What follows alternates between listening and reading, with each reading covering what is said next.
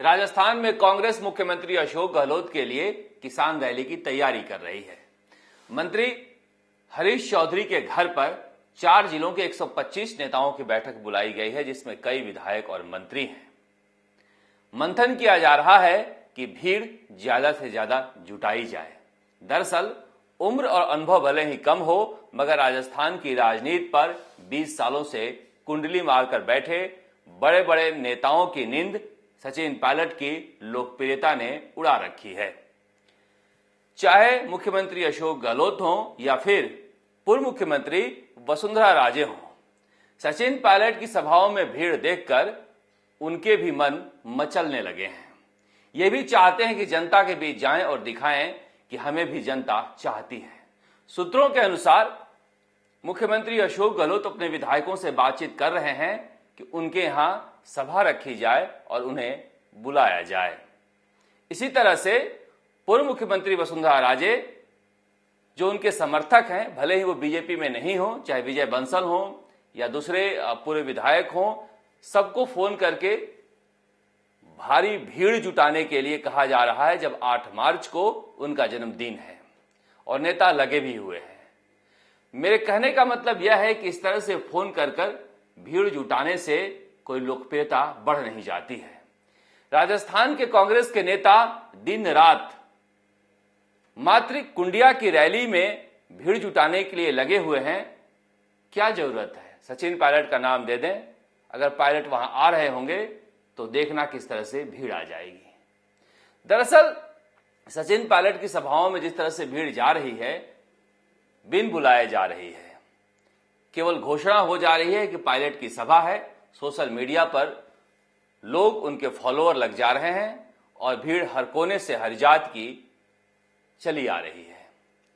इसीलिए कहा जा रहा है कि इस तरह से टुकड़ों में लड़ने के बजाय अगर कांग्रेस एक साथ लड़े, एक मंच पर लड़े, तो भीड़ खुद ही आ जाएगी, क्योंकि कृषि बिल जैसे मुद्दे पर जनता जुट रही है, चाहे टिकैत की सभा हो या फिर कांग्रेस की सभा हो।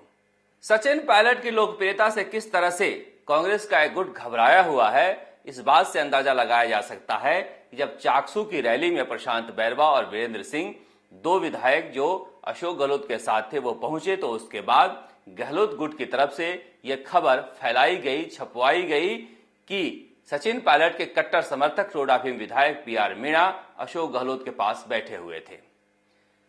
पीआर मीणा ने इसे शरारतपूर्ण और षड्यंत्र पूर्वक फैलाई गई खबर बताया है और कहा है कि सचिन पायलट से पूछकर वह दिल्ली गए थे। यह बात मैं इसलिए कह रहा हूं कि किस तरह से आपसी द्वंद्व कांग्रेस के अंदर है, किस तरह से सचिन पायलट को कमतर दिखाने की लगातार कोशिश मुख्यमंत्री अशोक गहलोत की तरफ से नहीं तो उनके चाहने वालों, उनके समर्थकों की तरफ से की जा रही है। यह कांग्रेस के लिए ठीक नहीं है। अगर दोनों साथ चलें तभी कांग्रेस की भलाई है। दूसरी तरफ बीजेपी में वसुंधरा समर्थकों के लेटर बम से ऐसा धमाका हुआ है कि पूरी पार्टी में खलबली मची हुई है। बीजेपी में नेता प्रतिपक्ष गुलाब चंद कटारिया कह रहे हैं कि वसुंधरा समर्थकों को दर्द तो कहीं और हो रहा है, दवा कहीं और ढूंढ रहे हैं। उपनेता प्रतिपक्ष राजेंद्र राठौड़ कह रहे हैं कि कहीं न कहीं यह एक षड्यंत्र है। सूत्रों के अनुसार ऐसा कहा जा रहा है कि बोलने के लिए मौका नहीं देने की बात पर वसुंधरा समर्थक यह देखना चाह रहे थे कि वसुंधरा राजे के साथ कितने विधायक हैं।